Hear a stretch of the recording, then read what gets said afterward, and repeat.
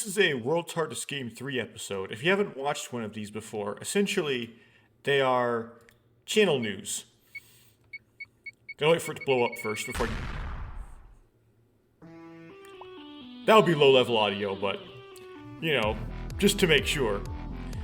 These are basically channel news, and while I'm giving the channel news, I will be playing the World's Hardest Game 3 with my hands, but that's not really the main point of this. The main point is not the visuals, it's the audio. Yeah. So, although I care somewhat about actually finishing the World's Hardest Game 3 at some point, something I've sort of long wanted to do but never actually did, it's not really the top priority. There'll probably be many years of videos like this, where I'll just get a little bit further and a little bit further each one as I'm giving channel news. Or doing something that would be somewhat like a post, or just kind of like a talking head video. So where am I right now? I finished uploading all of the sorry, the menu came up because I actually clicked off the game to go look into my file system. Old recordings of Bionicle the Game GBA. I'm looking up in my file system when I recorded those, and that's a little bit slow because they're all on a slow drive, because it's easier to get slower drives with higher capacity, or less expensive to get slower hard drives with higher capacity. So here we go. Finally got into the raw recording. So the first one was recorded around February 27th, and the last episode was recorded, it was actually February 11th of 2021, and the last episode of Bionicle the Game GBA was recorded on April 4th, or no, actually April 10th of 2021. So that was between February 11th and April 10th of 2021. So I finished uploading all of those, and then I finished uploading all of the Maze of Shadows episodes, which I'm going to look up when those were recorded. So those were recorded between, come on, give me it, April 12th, so right after I finished Bionicle the Game GBA, and May 1st. So those are very old. And then the, at the time that this was being posted. And then the, what's it called? Latorian Arena, those were recorded just after those were finished. So those were recorded in May. Just to give you an idea of how old those videos are. But I finally managed to get them all up. And then I also posted a bunch of DDLC stuff, which nobody watched. Some of those episodes of DDLC had 0 views, a goose egg. But anyway, I uploaded them. That's something I wanted to do, even if no one watches them. I'm like, well, I mean, I like to do this, so I'll post it. So anyway, so that stuff is all done. Now, does that mean I'm out of buffer? No, I have this huge backlog of videos to upload, and that's what that's what this video is about. Now, I didn't make a script for this, and so this might come off as somewhat disorganized. So I could say, well, for that I apologized. The problem is, if I was going to apologize for it, that means I thought what I did was wrong, and it needs apologized for. Which means I should have just make a script instead of knowingly do something without a script. So no, this is going to end up disorganized. I don't apologize for it. It's going to be disorganized. That's just how it is. I gotta own it. Anyway. So, what now? Well, so I plan for there to be a picture on the channel.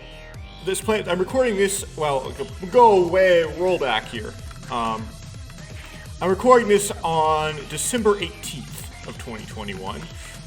It's going to go up probably not this Monday, which would be the 20th, but likely the next Monday, which would be the 28th. That's probably when this video is going to go public. The time this video goes public, this is kind of a trivial thing, but I plan for that's when, at that point, there will be a channel banner, so there'll actually be a picture on the homepage of the channel, which there hasn't been so far. I'm working on a painting for it, which is a very easy, trivial painting, which only would take about 6 hours to do. The problem is that I have a hard time applying myself to it, and I tend to work on like 45 minutes at a time, once a month or something. Like, it takes me 8, so like, I could get through a 6-hour painting would take me like 8 months. But I plan to actually finish that. If I don't, there'll just be some random picture from like all my pictures I've taken with my camera over my life up there, and so it'll be like some random mountains or something. There'll be something by that deadline, even if it's not what it plans to eventually be up there. And then once that's up, then I'll be able to add social media buttons, for which I will add a Twitter. And that Twitter exists. The username is Stagulator, I believe with a capital S, and then the handle is @Stagulator, I believe, off the top of my head, with a lowercase s. Very rarely post on there. I created actually to do a promotion for EVGA and got a discount on like a mouse or something. I forgot what I did, what I got out of it, but actually the mouse was a rebate. The keyboard, I got some EVGA bucks back for it using the promotion, and then I used those to help pay for I don't know what, because I haven't bought anything with them yet. Oh, I used them to help pay for a sound card, I think. Anyway, that's why I created the Twitter. So I don't really I don't really like going on Twitter. It isn't really fun for me, and I haven't made any sort of like funny posts or anything. I just use it to like tweet at Amazon and complain, or try to tweet at Dan Salvato and say something, or do a promotion or something like that. I do completely functional. And if I post a video that's particularly momentous, I might like put on Twitter the post or something. Anyway, so that exists. Then the following Monday, so after the 28th, which would be actually somewhere around January 4th, maybe. That's when I'll start what I'm calling in my head Season 1. I'm doing really bad at this particular. I forgot how to do this part. Like, it's not under my fingers at all. What I'm going to call Season 1, just because I don't have any more creative thing to call it, which would be my first like batch of regular uploads. So this means that I'm going to try to do something dangerous called an upload schedule, which is something I have not done so far, and you wouldn't think I'd be able to do, but it appears to me right now that I actually am capable of doing it. So what would that upload schedule look like, starting somewhere probably around January 4th? Well, on Mondays and Wednesdays, I plan to upload some episodes of a game that I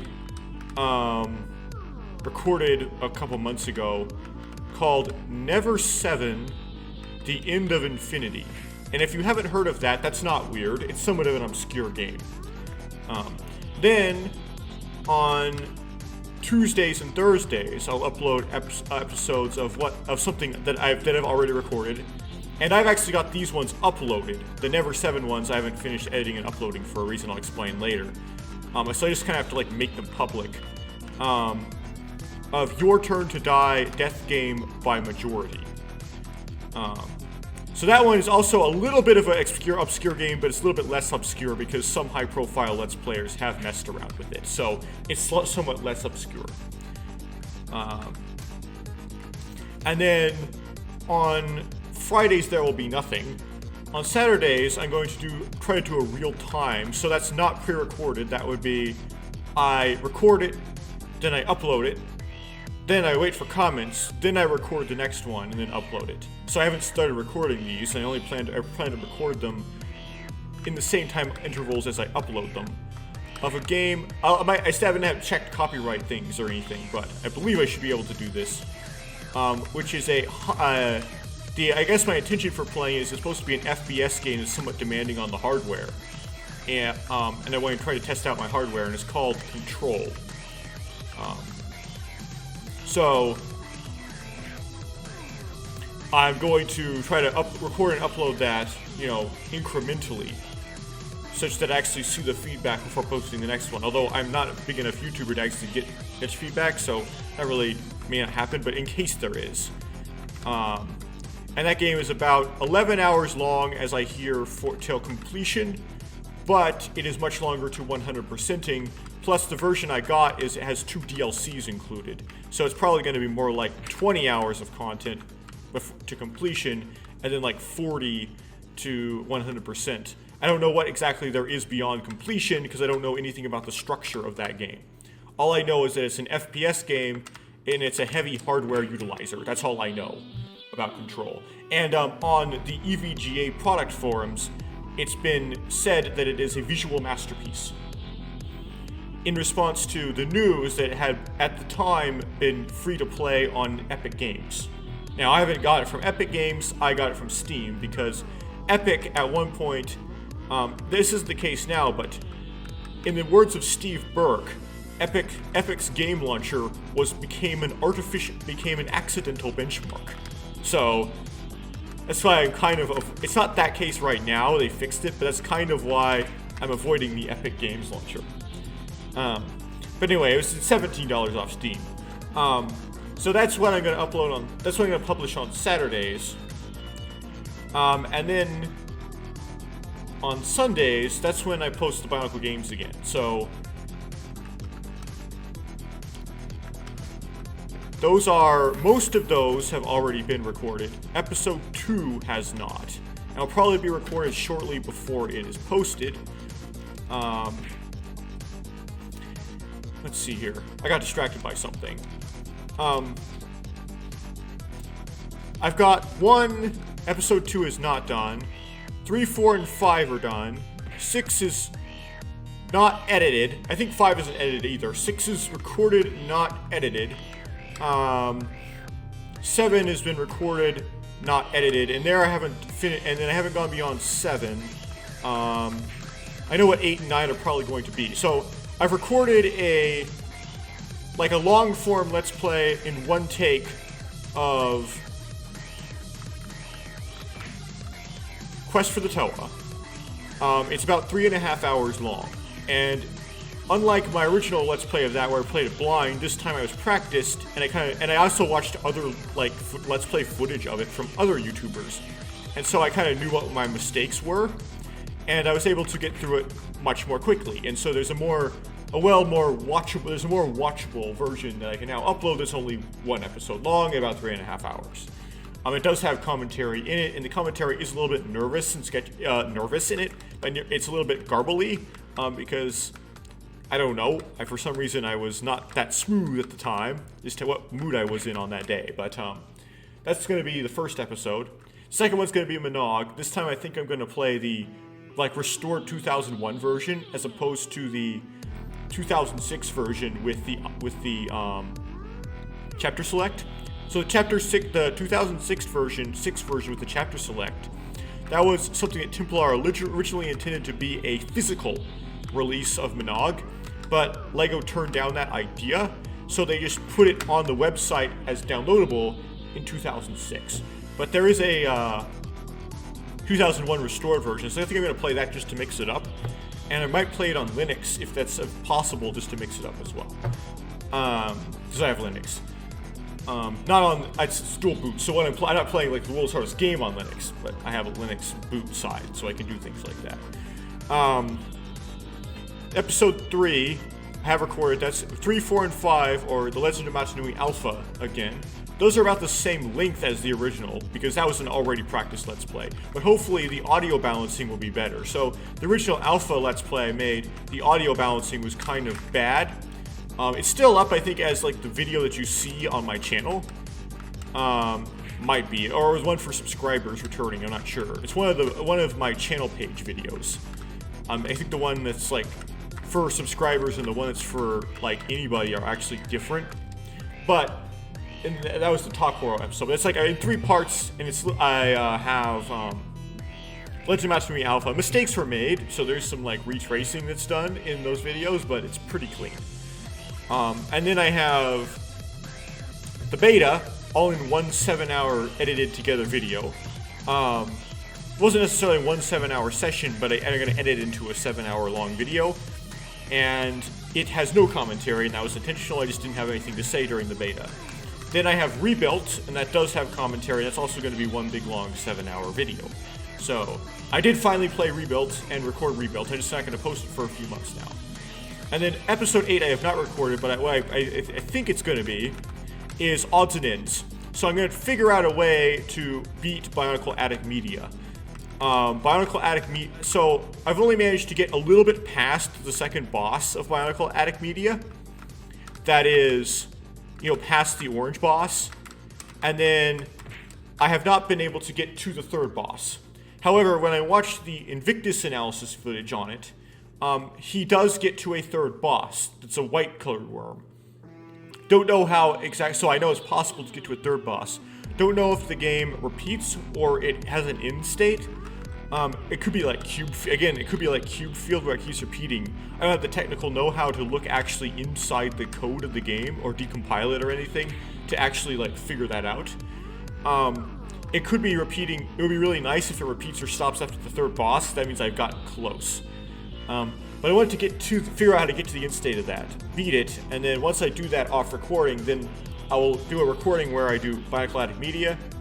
Then I'll have all these things, like all of these are different scenes ready to go in OBS. Then I switch to the mask matching game, which I actually forgot. Oh, I think it's like the Legend Continues or something. No, I forgot what the mask matching game. It's a little bit of a tongue twister. Is called. I'm going to do that one, and then I'm going to redo the absolutely terrible game from 2002 called The Battle for Matanui, and then the Mask of Light minigames from 2003. Any of the Flash websites that Biomedia Project might have made downloadable due to the death of Flash. So that would be like the webs, like Matanui Explorer, if that's possible. They may not be possible. Then Stop the Marbuzak. Then Bionicle Colgate. Then Bionicle Battle Zone. All in the same video. It's going to be like 5 hours long or something. It's just going to be called Odds and Ends. Then episode 9 will be the version of Masks of Power, the 2001 fan game that they have released. That is supposedly not their final product, but since then they decided to do a little bit of like a ditch it and start over sort of thing, and so it's like the final thing that they made with that particular like effortless try, I guess. So that would be what episode 9 is, and then episode 10 would be Matoran Adventures. Episode 11 would be Bionicle the Game GBA again, this time done all in one take, because I've gotten a lot better at it since that super long Let's Play series. And then 12 would be like Bionicle the Game proper, probably with no commentary, all in one take. 13 would be what's its face? MNOLG 2, and oh my goodness. Probably also all in one take. Done in a certain organized way that it's possible to do it quickly. So it'll be sort of like a MNOLG 2 speed run. Not entirely, because it'll still take time to go and do all the character conversations along the way. But like, as far as like the Coley, and that would be like done speed-wise. So I won't bother to like make a rigging or anything. Maybe I will. No, I think I should make a rigging, because it's tradition. You have to do that in every MNOLG 2 Let's Play.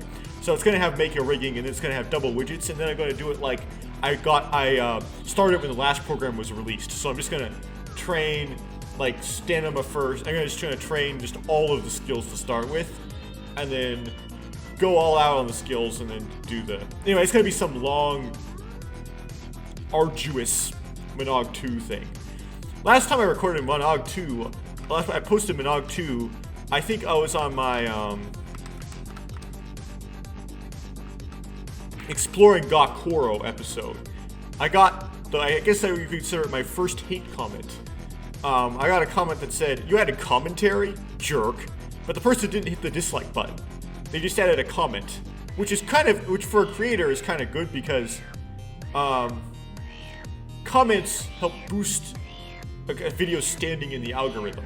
Whereas dislikes, I don't know what they do.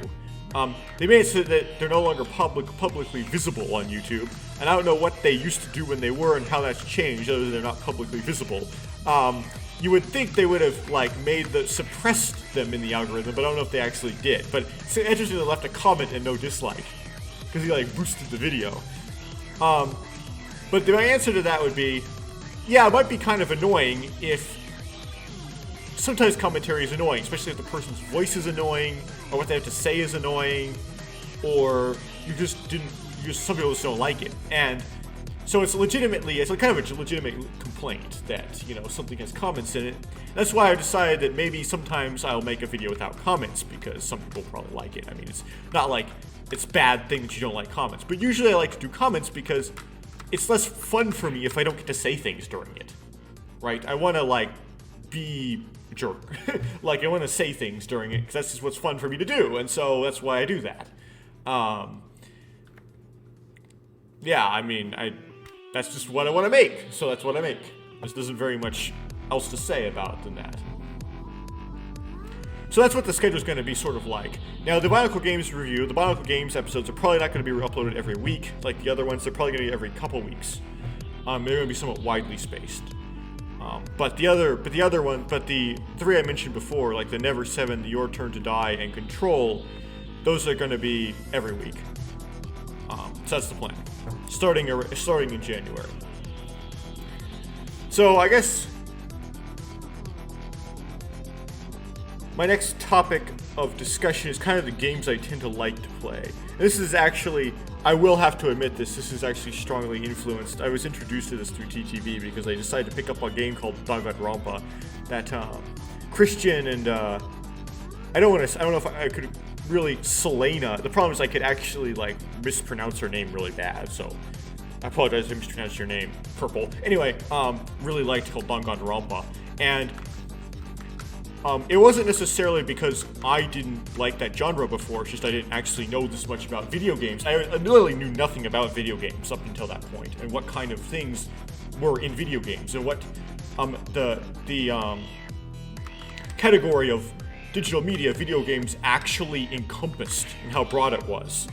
Like, when you first think of video games, you might think of Call of Duty, or Halo, or various first-person shooters. Things like that. I don't necessarily would think of visual novels. I didn't actually know they even existed at the time.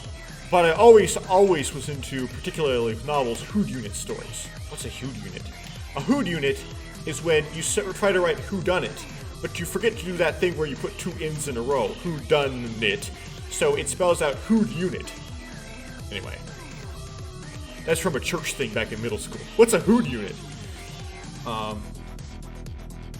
always was really into and liked hood unit stories and puzzle piece plots where over time it drops these hints, right, that you may or may not pick up on, and the plot, the way it's structured, is kind of confusing at first, and then it eventually reveals to you how it all fits together, and you've either figured it out by then or you haven't, and it gives you the shock of what the answer is. And so basically, I like mysteries with lots of foreshadowing, lots of hidden hint dropping, and hints disguised as meta jokes, and hints disguised in various ways, and plot twists, and things like that. And a lot of these, Japan is very good at churning out these kind of things.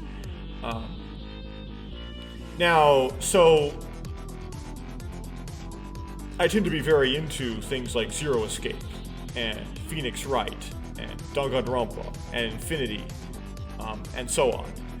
And so you tend to find Your Turn to Die is a game that's a lot like Danganronpa and Zero Escape. It's or Phoenix Wright. So you take all three of those games and you stuff them into a game taking elements of all three. Never 7 was written by Kutaro Uchikoshi. It's kind of a weird it's a mystery game. It's somewhat more obscure because it's not really a mystery game. It's a harem game, written by who would eventually be famous for his mystery writing. Someone who would eventually be famous for his mystery writing. But that's what the games I'm going to tend to upload tend to be. Just as a warning. So, What's Season 2 gonna be? I already recorded Ever 17, which, by the way, if you haven't ever actually heard of Ever 17, I played through it and recorded myself playing through it blind, like in totality, which was really good. And I'm really glad I played that and I experienced that in my life. It's a game released in 2002 by a now defunct company called Kindle Imagine Develop. The scenario writer was two, but one of them was Kotaro Uchikoshi, who would go on to write Zero Escape. And it's incredibly good. And you should try to play it.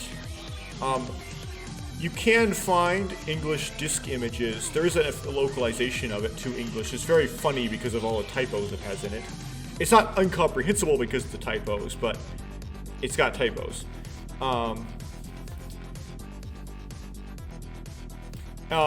You can find the disc images now pretty readily without going into too extreme measures. They're posted on the internet in very high-profile ways. In 2018, there's a patch for it that you can find called the Himmel patch that fixes typos. It fixes some stupid things they did, like try to, in the localization, like convert all the metric measures to imperial and things like that.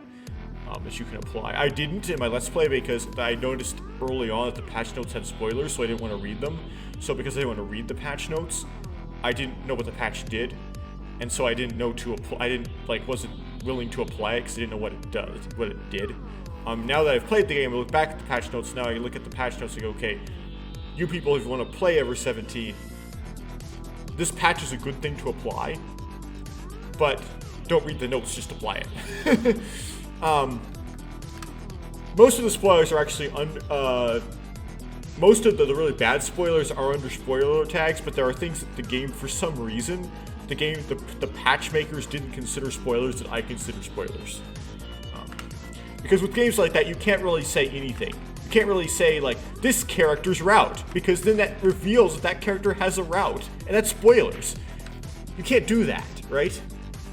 You can't do route order suggestions, because that suggests that then you know what the routes are. That's spoilers. So, yeah, it has spoilers in it. Anyway, so that's just kind of giving you that little tidbit that Ever 17, if you haven't heard of it and you like mysteries, is a very, very good game. Highly recommended. The other game, because there's got to be 2 visual novels to alternate between, like Season 1, that one is an extremely ambitious project that I'm going to discuss a little bit later, and likely will not be able to be done in what I originally planned for the second Season 2 game to be, likely will not actually get done by the time Season 2 needs to be uploaded.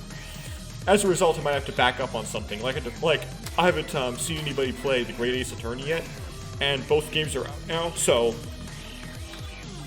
probably would go for something like both of the Great Ace Attorney games. There's 2 out now, like the Ace Attorney Chronicles. It's probably what I would go for if I wanted to fall back on something.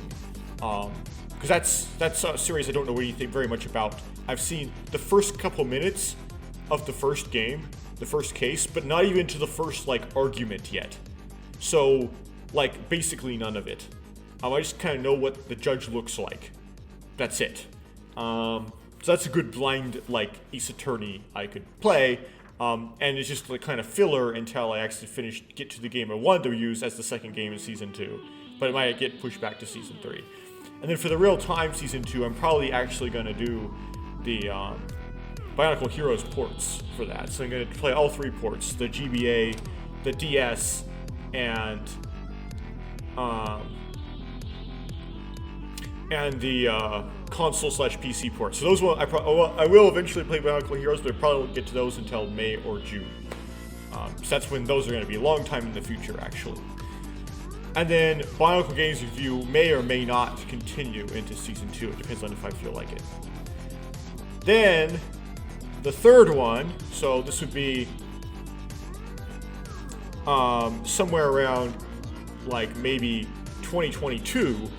I'll try to play the fan translation of Remember 11 if I can get a hold of it. Another game I know nothing about would make a good blind Let's Play. And alongside that, if the game I couldn't get to for Season 2 because my project was too ambitious, I then would try to get to Season 3. And then hopefully by Season 3, Bionicle Games Review would be dropped, hopefully, and I'll be done by then, such that I don't have to have 4 series at a time anymore, I would just have 3. And so that would load, that things would load down. Don't know what the real time is going to be. I know that Dark Souls has a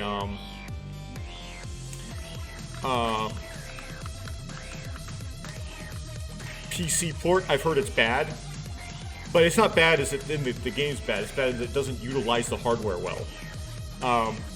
But anyway, so I might want to try that. I haven't researched this yet, but based on what I know so far, it might be highly likely that the background music for Dark Souls might be copyrighted. Because I've seen the name of the game composer for Dark Souls in APRA's repertoire. So I might have to play that background music off if I do play it. So that kind of goes on to my next topic. So when I did the Never 7 recordings, I tried to upload them. I found out that the background music for Never 7 was copyrighted. Was the record label. A record label was like holding on to its intellectual property, and it just happens. So sometimes when you try to do Let's Plays, the background music for the game is some record label holds some copyright, and they will claim it. They claim your Let's Play, so if you don't want to get claimed, you have to play it with the background music off, which is not really a huge deal, but sometimes the background music is really good and helps set the atmosphere and mood, and if you do play with the background music off, you lose that somewhat. Or you can just get claimed. That won't... I presume that copyright claims don't really hurt you as far as give you a risk of your channel deleted on YouTube until you get, almost every video is claimed. I think there is someone called Reichi, I don't know if that does covers of Japanese pop music. In English. There's some some Japanese name for someone who does that kind of thing. I forgot what it is, but anyway, who got some sort of problem with their channel because all of her videos were claimed. So unless all of them are claimed, you usually don't have an issue with claims. But if you don't want the claims because you plan on monetization in the future or now, you have to play it without the background music. So that's just something I kind of figured out. Never 7 was kind of a big mistake in the way I did it because, first of all, I didn't really realize it. I didn't think that was going to happen to me. I knew of the concept, but I for some reason, didn't even think that game might be one of the games you'd have to worry about that with. There's Japanese voice acting, and the fan translation there's no fan dub, there's only a fan translation. And so if you play a fan translation of Never 7, then you will get the Japanese voice acting still. Now, the way I played it was kind of disrespectful. It was kind of I'm just going to talk over the Japanese voice acting because who cares, it's Japanese, or something like that. But what ended up happening is you can separate your voice from the game audio when you record. OBS can do that. However, you can't separate multiple different types of game audio. So you can't separate the background music from voice acting. So if you accidentally mess up and you record copyrighted background music on a game, in post, you have to if you were to mute all that background music, you'd mute all the voice acting as well. And so you have to mute selectively and try to kind of get around that. And I don't know if on Never 7 it really matters that much because I talked over the voice acting anyway, which was bad. And when I went to do Ever 17, I fixed that. I didn't do that. But you should. I learned that you really want to research this at the start. Try to get a piece of the soundtrack and upload it as a test before you start playing the game, because you want to know if the background music is copyrighted beforehand, so you know how to so you can turn the background music off in the game, so you can get the voice acting without the background music, and then you don't have an editing nightmare afterwards. It's gonna be an editing nightmare to get Never 7 to work. So here's some lesson I learned doing that nonsense. Anyway, it's kind of well known. I'm really actually really surprised about how little information there is out there, both legally and just like people saying things that have any credibility about YouTube copyright, because there's a lot of YouTubers out there and a lot of YouTubers get claimed and they all deal with it, but for some reason, like, finding information about this stuff is like really weirdly hard. It's like there's a conspiracy to hide it. And being no lawyer, I don't know how to, it's navigating the whole thing is like really tough because just people don't say very much about it when you would think that they should. Generally, like, the way copyright law works right now somewhat differs between how the culture seems like it should work. Right now it kind of treats like intellectual property as like a physical good. So for example, if someone's intellectual property comes up in your video, like the background music of a game that someone owns, that they own the rights to, shows up in your video, it's treated as if I used that background music in my video to make my video what it is, to be a part of my video and make my video good, right? It's a part of my production. That's like, so if I build a house using someone's bricks, I have to buy the bricks, right? This is kind of like the idea, right? If I make a car using someone's steel, I gotta buy steel from them. So even though the car is not steel, it's a car, the house is not bricks, it's a house, I have to buy all the raw materials that go into my product from the suppliers. So likewise, if I have someone's background music that they composed or their record label owns in my video, I gotta pay them for that raw ingredient that goes into my video. And by pay them, I mean absolutely 100% of the revenue that my video makes. Like all of it. Even though you don't have to pay all of your suppliers for the goods that go into a house, the full price of the house. But whatever, YouTube has to do it like that because they don't want to have to deal with the partitioning of funds and the legal challenges that can come up with. They don't want to be legally staffed enough to deal with that, so they just deal with it by just going brute force and if you get claimed, if you use somebody else's materials in your video, you lose all of your revenue. There is something called revenue sharing, but it has something that has to be activated by the copyright owner, not you. It's just kind of like the logistics of the thing, right? It's unrealistic to expect them even to be able to deal with it in a more sophisticated way, so that's usually just what's happened. That's just what happens, it's understandable. However, that's not really how the culture seems to think it should go. They don't really think of software and stuff stored digitally in the same way they think of physical stuff. They think of it more like, if it's physical, there's no way to build the house without buying the bricks. You don't have the bricks otherwise. And you can't copy bricks and make into other bricks. There's no such thing as a brick copy machine. But information can be copied in theory and make multiple copies without making another one. I guess that's why it's called copyright. And without even using a printing press, it's easy. All you just need is a little bit extra storage space. So they think of it the culture tends to think of it somewhat differently, where they instead of thinking of it like it's a physical good, in order to make something, I need to pay for the ingredients to go into it. They think of it like it's okay to use whatever you like as long as you do not deprive the artist of their due revenue, and their due revenue being that you do not provide what that entails would be you providing an alternative way of obtaining the work of art other than buying it from the artist, which oftentimes is not the artist, it's some record label and the artist gets a pittance, but whatever.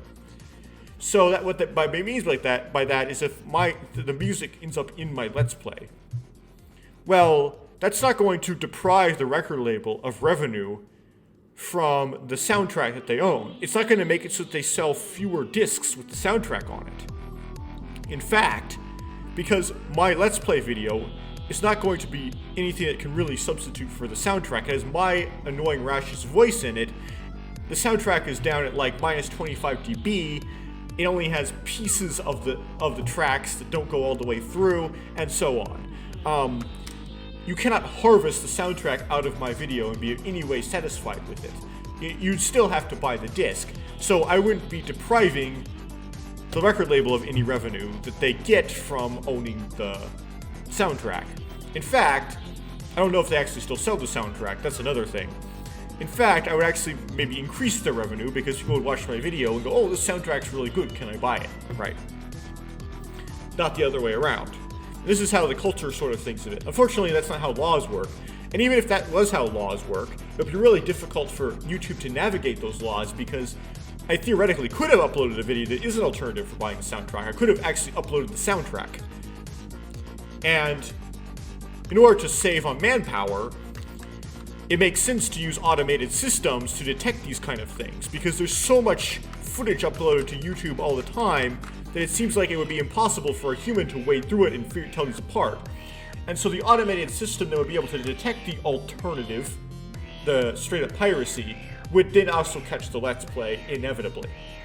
So even if the laws were like made more, agree with the culture more, it wouldn't really help YouTubers, I would think, because it would still be impractical to do it that way. But the laws are really stupid. Of course, you're dealing with Japanese law and United States law in conjunction as well, which makes things even more complicated.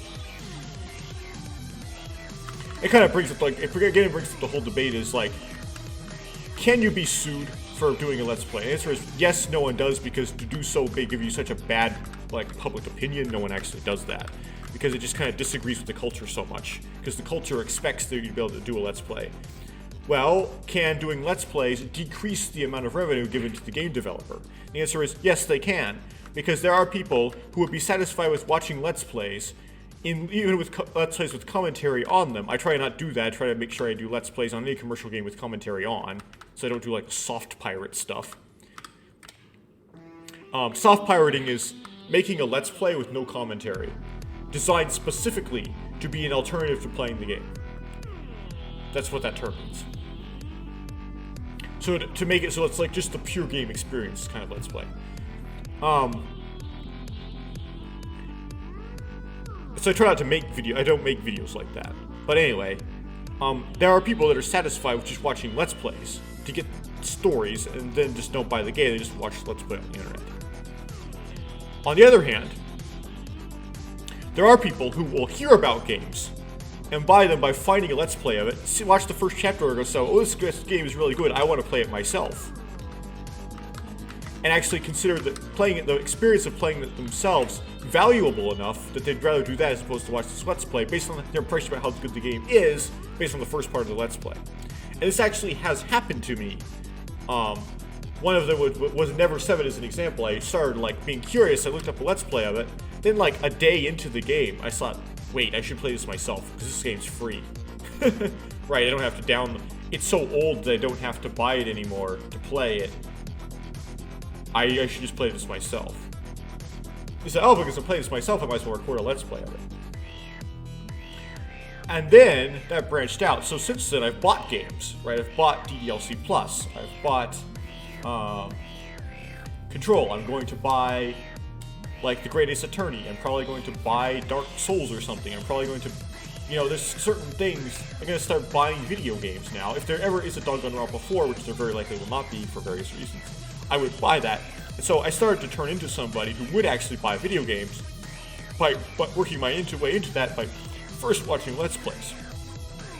So I actually created a new video game customer. So now, given there is a caveat to that, I tend to not really buy a game unless I'm going to make a Let's Play of it. So if I just want to know what's in the game and not want to make a Let's Play of it, I very rarely would ever actually just play a game in private on my own and not record it and buy it to do that.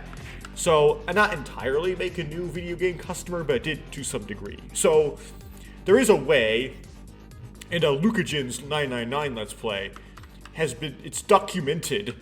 It appears that there are people who literally bought the game from just watching the first episode of it, that didn't even know about the game before. So there is specific cases I know of Let's Plays causing games to be bought that otherwise wouldn't be. Now, I would guess, although I have no statistics, I have no survey results, no way to know this, that probably Let's Plays decrease the amount of sales more than they increase them. There are ways in which they do both, but they probably decrease them. Nevertheless, there is probably no way in the world that Let's Plays decrease the amount of purchases of game soundtracks. That's ridiculous. Okay, so that's what I have to say about copyright. Yeah. Oh dear. It makes YouTube kind of a bad place to make original music, because oftentimes if you upload something original and you don't have a content ID, then someone will steal your stuff, and then they'll come back and they have a content ID, or part of a network that does, and then they'll come back and claim the original. They'll come back and claim you. And then then it's hard to fight them, and YouTube doesn't help you. And so you have to get a content ID first. Well, to do that, you could apply for content ID, but if you're not a big enough of a fry, YouTube won't care about your application. So you have to join some organization that has a content ID. And they're going to take a cut of the revenue from the video in order to do their content ID service on it, which is a gamble. It's kind of like insurance, because it might be that if you didn't do that, maybe someone would not have stolen your stuff in the first place, ever. And then those organizations can be kind of jerky, so that if you're part of those and you make a cover, make a cover of somebody else's thing, you might back claim, and you might end up being the person who claims somebody else on their original, because the organization might do that. So, gah. So, whatever. Next thing I gotta bring up. Just a little bit of a comment. This is a bit of a joke. PC gaming is not about being good at the game, or enjoying the game, or the game being good. PC gaming is all about having really nice hardware to run the game with.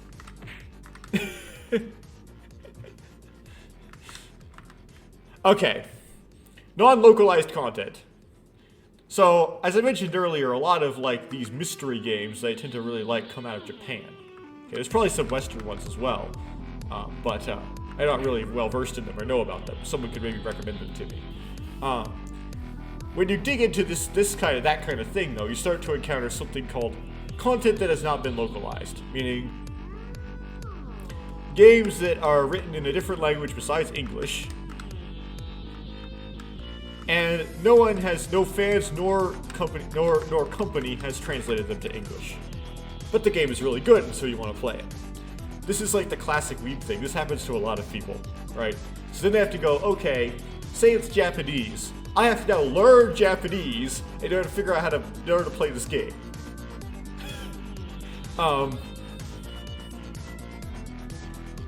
So that's just a tough life. You just gotta do it. You gotta put in the effort and learn the language, I guess. But what came up, I mentioned that the second game for season 2 is some sort of really ambitious project. What do I mean by that? Well, it's a game that's written in Korean. I'm not gonna say what the game is, but you can probably guess. And some people have started trying to make fan translations of it. However, no one has finished. So there is a fan translation of the first third of the game, but it's not actually a published game in that, it's not actually the game files. It's just a YouTube video of gameplay footage. It's all they've produced. So I can't play it myself in English, and if I would, it would just be the first 2 chapters. And apparently the very end of the game has been translated into Spanish, but no files for that have been posted anywhere, only a YouTube video of gameplay footage. Now, Spanish is good because for someone who's an American, like me, translating something into Spanish makes it more accessible than if it was left in Japanese, because for multiple reasons. One is, because I took Spanish in high school, I know a little Spanish, right? Even though my knowledge of the vocabulary is very thin, my knowledge of the grammar is essentially complete, and I know enough words that I can and grammar, that I can usually tell the part of speech of the various words I don't know in the sentence, so by context I can guess. And because you write because it's a Romance language, Spanish you write with Roman letters, and so I can type in Spanish words really fast into Google Translate if I need to. And so it doesn't really stall me that much if I encounter Spanish, right? And if I wanted to refresh myself on my Spanish, I could do that. That wouldn't take too long. So getting it into Spanish does make it, it's not as good as getting it into English, but it does make it a little bit accessible to me. The problem is that, again, this is just the last part, and it's like, it's just a video. And this is actually a 2-game series. The second one is more famous than the first one. And there has been more effort been made into localizing the second one as the first one, but even still, that one has not been translated to English yet. Although there is a slight possibility that it could be. There's or a kind of a high possibility, because there might be some earnest effort into actually getting it into English. So, in order to be able to play these games and let's play them, I have to understand Korean. It might go, well, since these happen to be visual novels,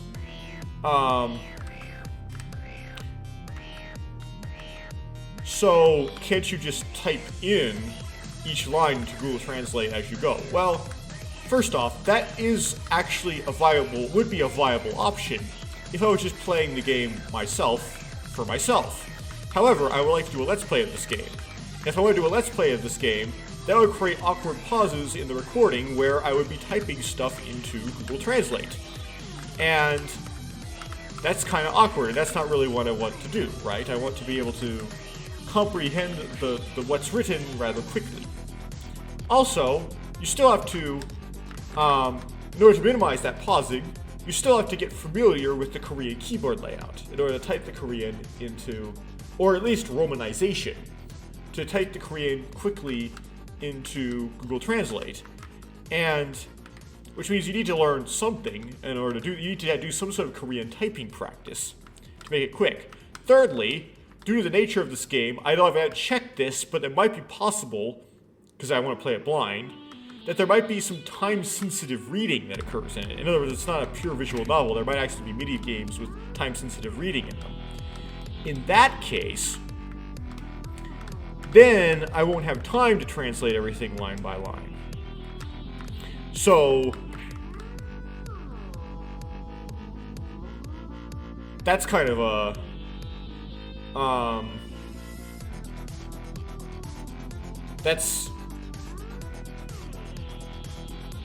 should you say this? Yeah, so that would cause me another issue. Lastly, you could go, why don't you just translate the whole game yourself beforehand? And my answer would be, well, that would make it go smoother if I translated it all beforehand and then wrote it down like a script. However, the problem is then you wouldn't get blind reactions as I played it. I'd already know everything that happens. Now I could do this like chapter by chapter, so that, you know, I've only looked ahead so far each time. But it still wouldn't be the same as if I reacted to each line as I've seen that line for the first time as the lines come in.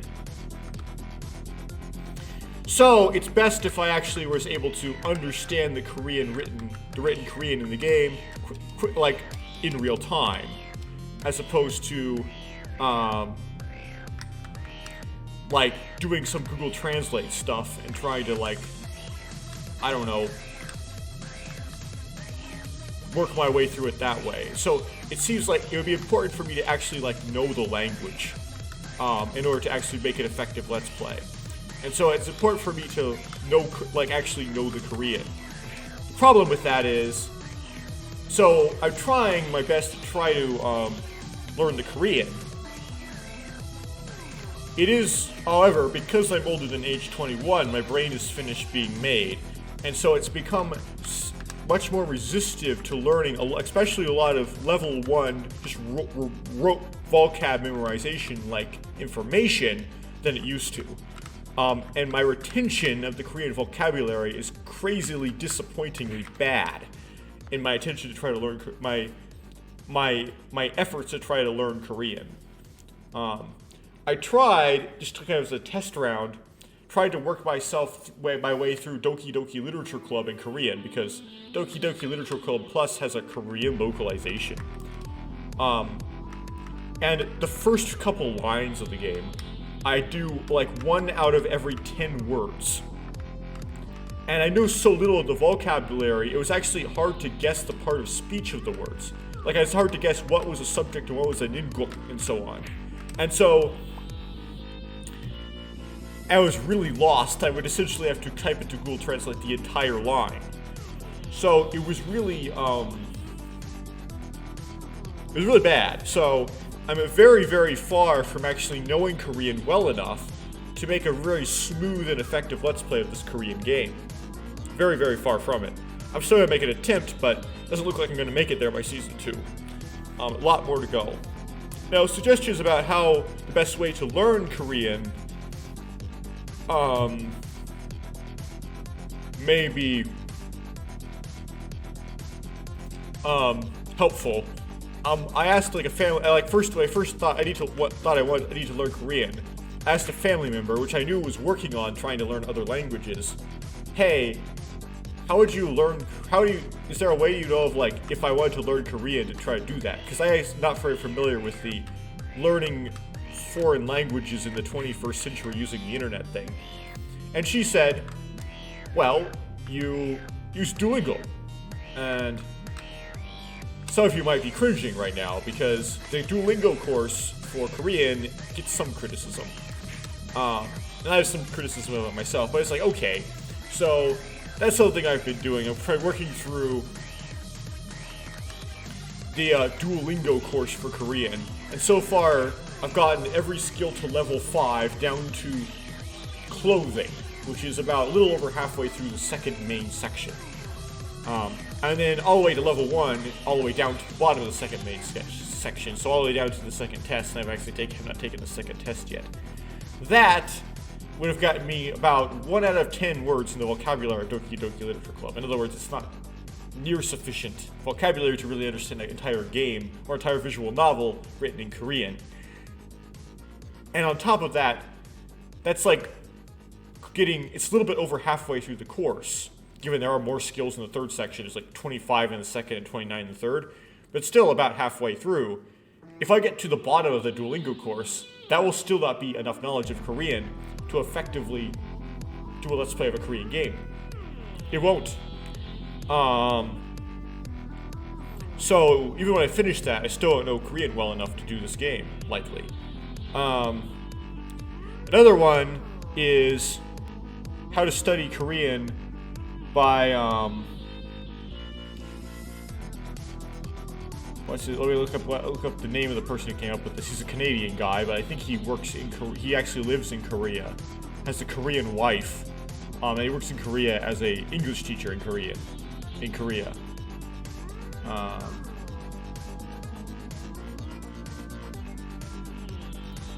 See what this guy's name is.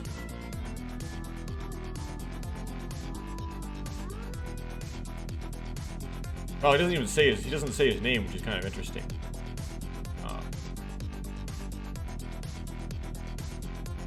It's probably somewhere. So I also know about howtostudykorean.com, and have just barely started trying to use that. And that has a lot. That has a memorized course in association with it that the creator of How to Study Korean made, and that might have a much larger vocabulary bank than Duolingo does. So that is probably going to help me. Also, howtostudykorean.com gives much more thorough explanations of the grammar and construction of Korean words and sentences than Duolingo, and pronunciation, although pronunciation doesn't really matter that much in this case, than Duolingo does. And so it's just way more helpful because it's just way more thorough. So that's another thing. I've heard really good things about an app called Lingo Deer. The problem is I don't really like, it's a paid app, and which I guess is fine, except I also don't really like the idea of an app. I prefer to do my learning in browser.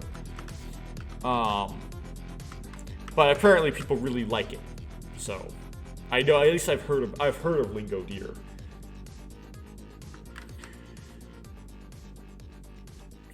Now, given that this is a visual novel I'm trying to play, there are sort of 4 tasks to do that kind of... There's 4 ways to know a language, or 4 levels of being able to understand a language. The first one is to be able to comprehend it written. And that's like the easiest one. That's the only one I have to do. In other words, out of these 4, I only need to be able to do the easiest one. And that is understand it, looking at it written. The second one is understand it with it spoken. Understand it, comprehend it spoken. And this is a bit harder because when it's written, you get to kind of take some time to digest it. In other words, you get to kind of read it in your own time. When it's spoken, you don't have to worry about accents and pronunciation kind of abbreviations, quirks. When it's spoken, you only have enough time to understand it in the time given to you by the speaker. So if they talk really fast, well, you have to understand it really fast and in real time. I'm like not even like bothering to do this part of this game right now. I'm just like fumbling. I really doubt by this recording I'm actually gonna get through this part. I have done so in the history of my life. I've actually gotten through this part of World's Hardest Game 3 and gone to the next room, but it doesn't look like it's gonna happen today.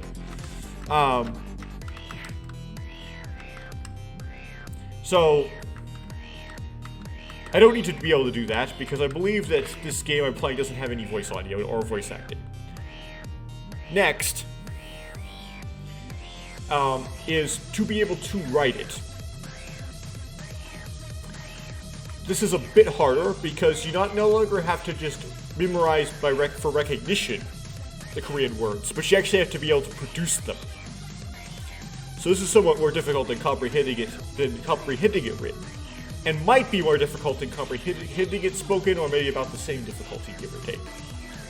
The hardest one is, and the one that we usually refer to when we say we speak the language, is to be able to communicate in it spoken.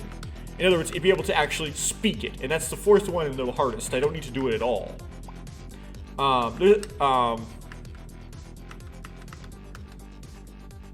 So yeah, I don't need to do that. And so I'm not putting the effort I need to do that. But if you can do that, you probably could be able to do the other 3 as well. So if you do learn that, well, it won't hurt, but it's not something I really need to do. I really only need to be able to comprehend it written. That's the goal. Now, there is actually a 5th one you could theoretically bring up, but that is the idea of pronounce it from it written. Or pronounce it from it written. What do I mean by that? English is a language where, although we sometime at around the time of Middle English, and Old English, the English, or the Anglish, and Saxons, wrote down their language using the Roman alphabet. And they tried to use the Roman letters to encode how they would pronounce the words. That being said, English evolved and corrupted over time, and how we say our vowels changed, the Great Vowel Shift in particular, and it made it such that a lot of English words do not have historical spellings. In other words, they are not pronounced how they're spelled. It doesn't really help that English borrows words from Greek, and borrows words from Latin, and borrows words from French, back when French was more like Latin, and also has native Saxon words. And because these multiple different words from multiple different places facilitates things being spelled differently. For example, all of the words that are borrowed from Greek, there's no F, so we make the F sound with PH. It's characteristic of Greek words, where we could just as well make the exact same pronunciation with using an F instead of a PH. So we do weird things with our spelling in English. So if you were to look at a bunch of English on the page, you didn't really know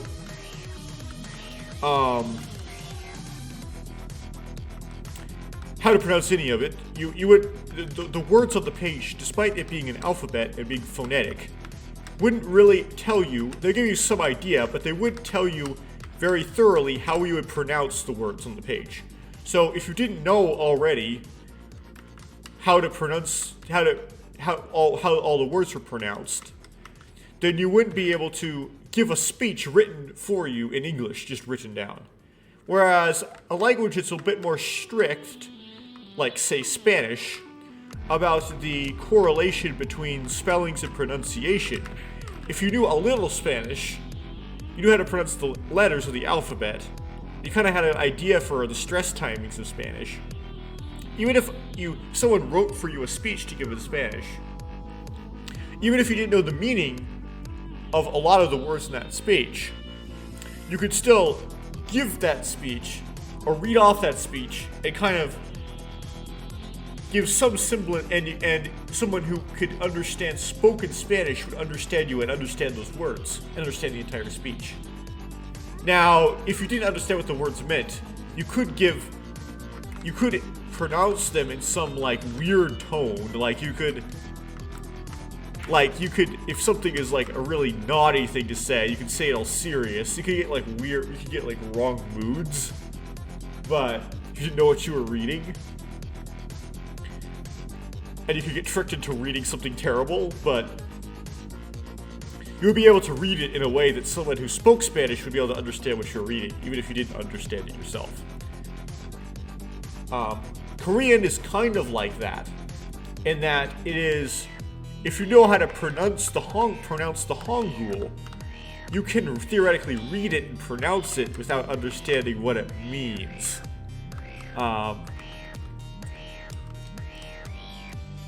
Which is kind of interesting, but kind of useless to me, because I want to know what it means. Moving on from that, I do want to eventually play 12 Riven. I want to play the Xbox remake of Ever 17. And so, as a result, I also want to learn how to comprehend Japanese written, which may actually be even harder. The thing with Japanese is that it's more difficult to type. You can map your keyboard to hiragana, although there are more hiragana than there are Roman letters. And you probably can, and likewise to katakana. The problem is that if you wanted to know what a kanji meant that was in a game, well, you can't copy and paste kanji out of a game. So it's hard to, you have to kind of know what they mean already. It's like hard to translate them using Google Translate or something.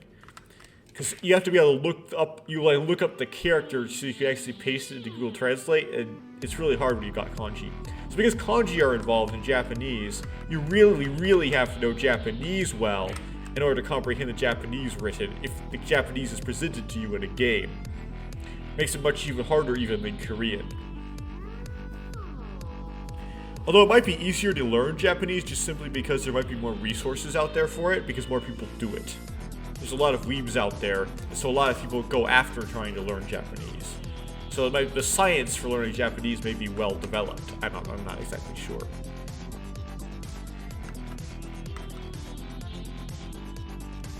So, Chinese characters. So, I think all of you have heard of like the very infamous way that the Chinese just figure out Chinese write. You see, they were on the other side of the world, and they invented a way to write down to keep their records. That was different than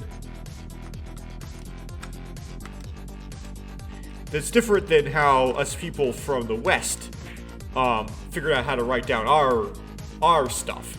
So if you're not really familiar with how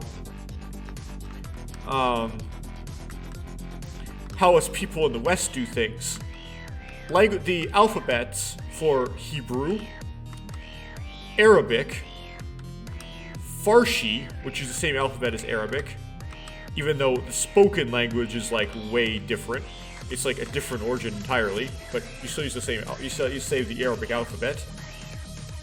Greek and Roman, which the Roman alphabet is what English speakers use. And German and Icelandic and the Romance languages and so on. the Russian one was invented by some missionaries to Russia, but it was based off of the Roman alphabet. All of those are based on like Egyptian hieroglyphics ultimately.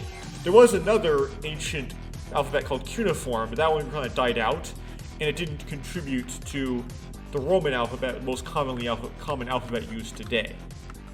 So basically, the Egyptians would use a picture for a word, essentially, but then somebody figured out that you could use pictures to represent sounds and took some specific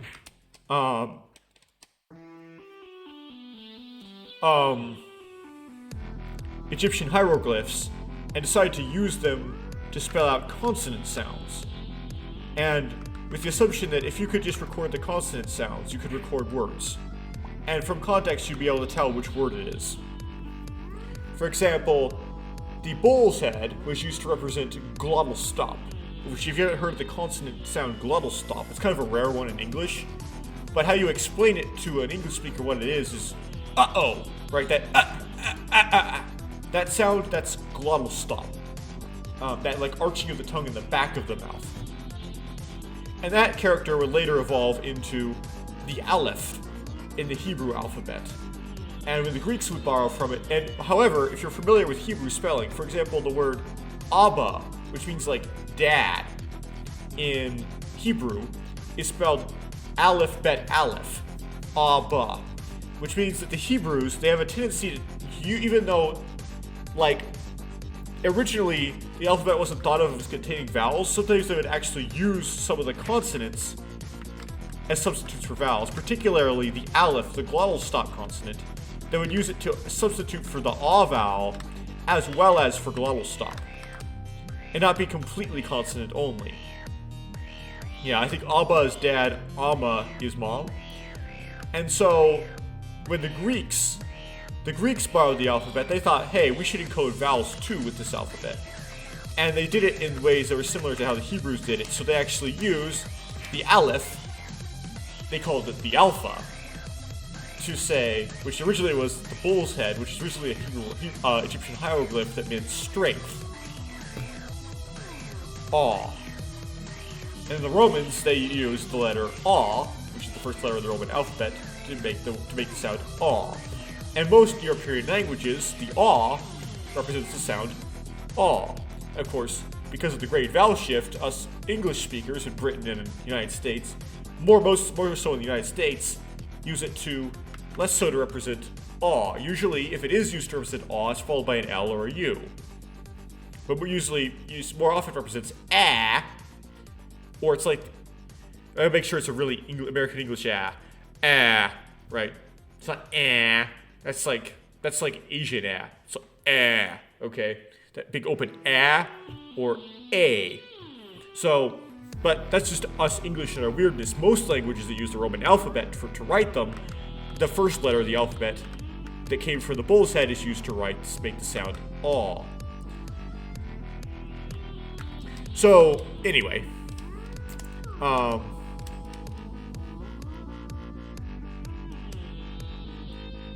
That's where that comes from in brief.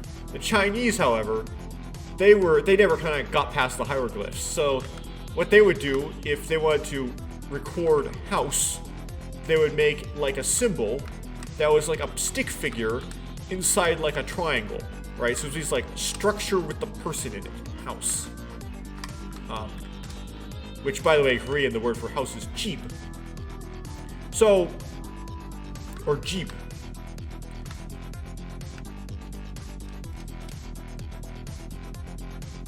So the Chinese, they would just kind of write a symbol that was just a little bit of a picture of what the word meant. And these symbols were developed, I believe, in the Qing dynasty. And they were first discovered from oracle bones that came from the like era of the Qing emperors, which I forgot how old that is, but it's like really old. That was kind of vague sounding. But not every word is easy to draw a picture of. So what they would do is sometimes, instead of, if a picture, they couldn't think of a picture for a word, they would use the same picture as a word that sounded like it. Maybe give that picture slight variation to indicate it was a different word. And so, not all the pictures, you could look at them and tell what they meant, because you'd have to know what words sounded the same.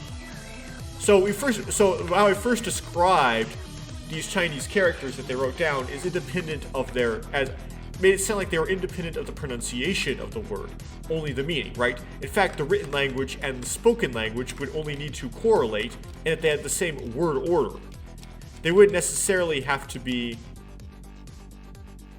Besides that, they could almost be completely different languages, because there's no link between the spoken pronunciation and the written, like the written, right? Oh, record for how far I got there. But it turns out that that's not really the case, because they would do things like, if they couldn't think of a good way to draw a word, they would draw a word that sounded similar in its place, right? They would also do rebuses, so they would composite two symbols together to make a word that was pronounced like the combination of two other words. So you essentially there was some link to the pronunciation in old Chinese. Now, Chinese is corrupted into an oblivion, and modern Mandarin, the pronunciation is nothing at all in any sort of resemblance to the ancient Chinese, or the Old Chinese. There's no resemblance to Middle Chinese, and even less resemblance to Old Chinese. So the whole rebusing thing and using similar symbols thing to words that are pronounced similarly has been completely and utterly lost. In addition to that, the symbols themselves, though they corrupted more slowly and to a lesser degree than the spoken language, also corrupted. And so a lot of them have very little resemblance to the picture that they were trying to draw originally.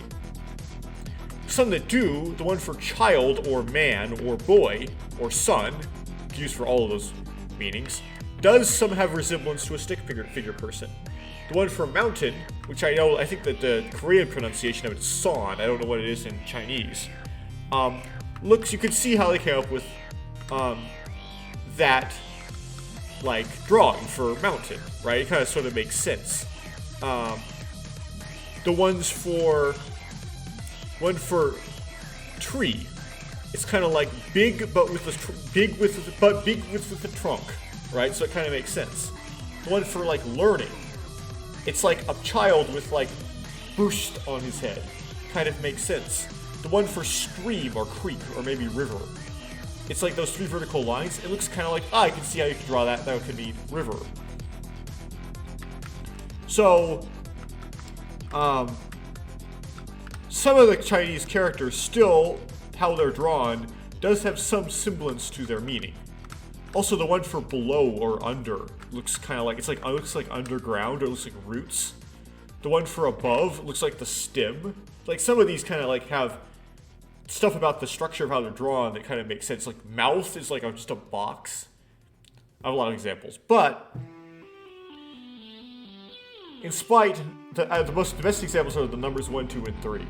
In spite a lot of these characters still having some, so a lot of these characters, because the writing corrupted less than the speaking, what you draw is still somewhat has some semblance of a picture of the meaning of the word. A lot of them just are random seeming, so some of them are kind of random. In Chinese, essentially, there's like almost an entire different new picture for every single word. So learning to write Chinese is extremely difficult. And as I understand it, most Chinese native speakers, they do not actually remember they learned how to handwrite Chinese to some degree in school, but they've, like, in their adulthood have forgotten. Chinese people don't know how to, like, write the Chinese by hand anymore, which they just type in the romanization into a computer, and it will, like, autofill, like, give you a drop-down menu and allow them to, like, fill in the Chinese character that they were going for.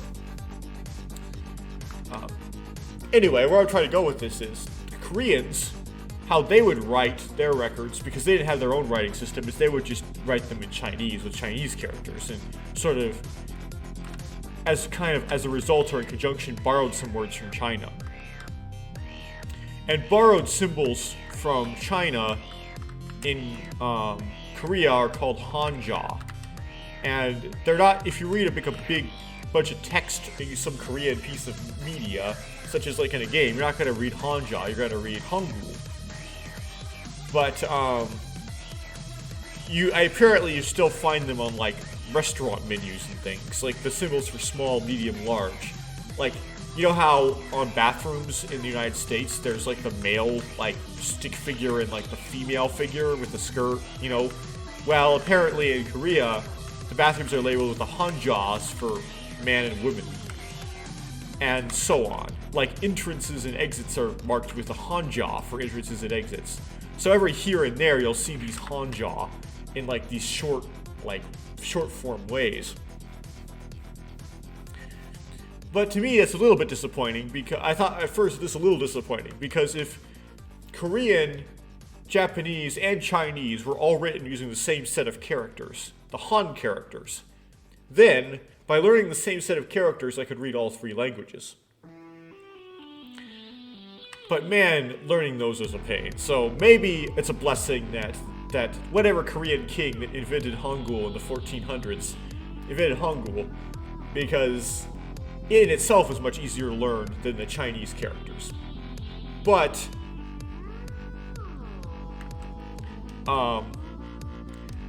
eventually I'm going to try to learn Japanese, and the Japanese also borrowed characters from China. And so if I could find a common ground, that would give me less to learn. That is an advantage I do see on YouTube comments given by some people, is that Chinese, because the way it's written nowadays is completely unlinked to its pronunciation. Comprehending and written Chinese and writing Chinese would be completely independent from speaking it and comprehending it spoken. The reason I say would be is because now we're in the age of computers. And in the age of computers, you have to type in the Chinese. Well, there's no way to map Chinese onto a keyboard, because you have way more Chinese characters than there are keys. So how they input it is using Roman letters, which means now they've linked the input method to the pronunciation. So actually, to write Chinese, you do have to know how to pronounce it, because that tells you how to type it in. But if you are to read Chinese, you wouldn't need to learn how to pronounce it, you just know how to read it. And then once you know how to read it, you can then read like the Japanese and the Korean as well. But the Koreans abandoned the hanja in the 1400s, and the Japanese do something different. And so, as a result, you can't actually just learn Chinese, and then that gives you like three languages in one as far as reading things that are written.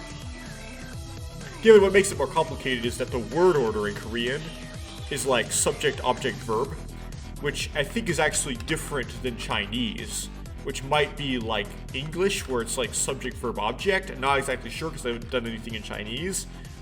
So that might make the word order different in Korean than Chinese, which might confuse you if you just tried to like use the same symbols.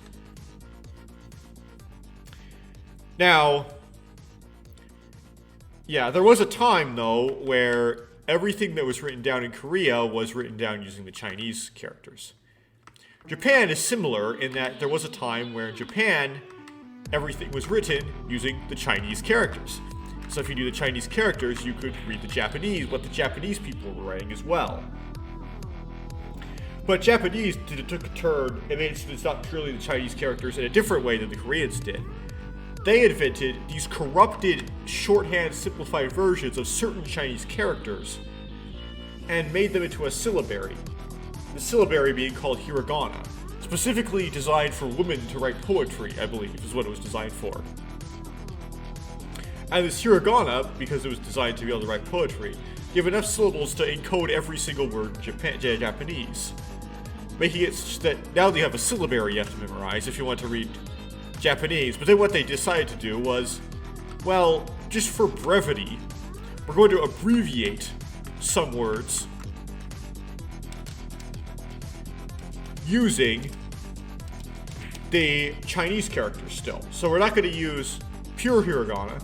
We're going to use hiragana to do like particles and parts of speech stuff and variations on words, where the core, the root, will be written using the Chinese characters. And they call these kanji. Well, this makes it even worse because, well, fine, you're not going to just use the Chinese characters, you're going to use the syllabary. Now I can just learn the syllabary instead. Nope, you're going to have to learn both because we're going to decide we're going to use both. And it's not like we use both when we're fancy. The only time when the only people who use hiragana alone are children.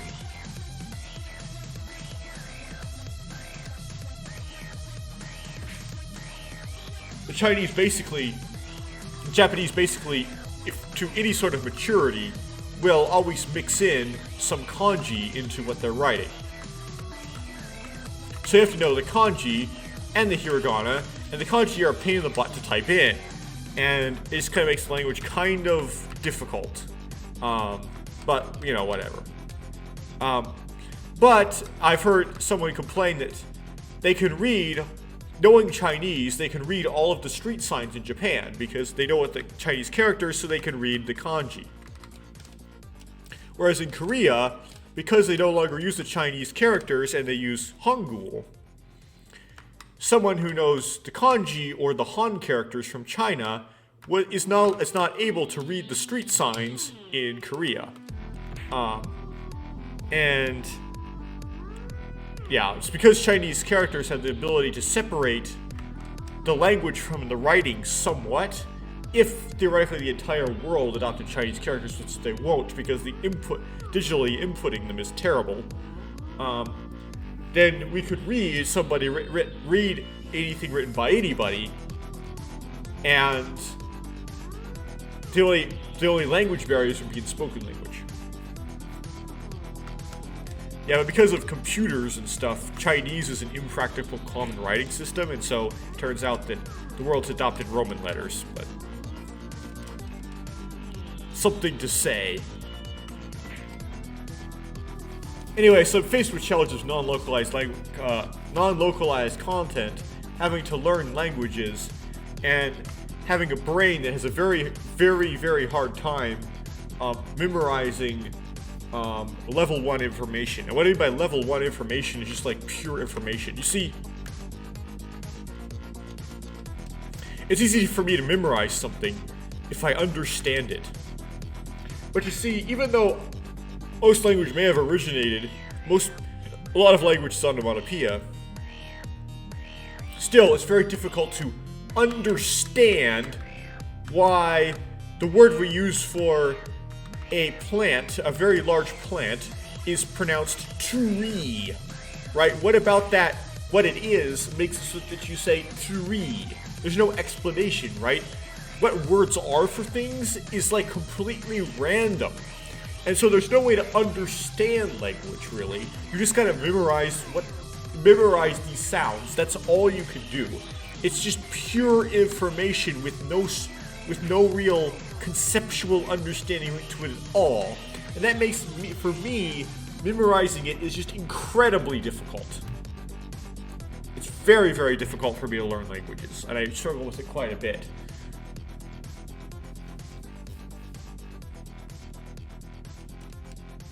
Okay, cool. So, I've been recording for about an hour and a half.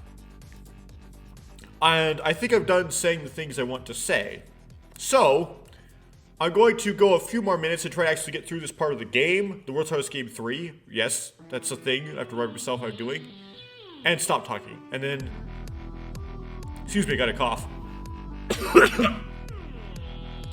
And then that will be it. So I'm going to make some earnest attempts at this now.